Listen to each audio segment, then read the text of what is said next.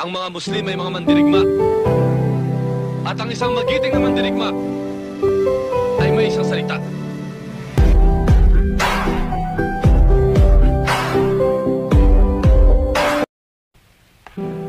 Sa hirap ng dinanas ko sa'yo, sa susunod na magkita tayo, ihanda mo ng barong Tagalog mo para maging disente ang burol mo.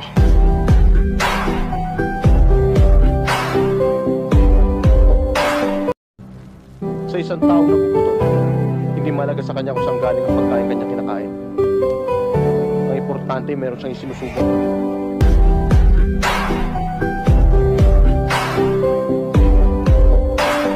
Hirap sa'yo, Karding eh. Kaya ka nawawalan ng kaibigan. Hindi ka marunong magtiwala sa kapwa mo. Hindi ako nanghihinayang mawalan ng kaibigan, may mga sungit.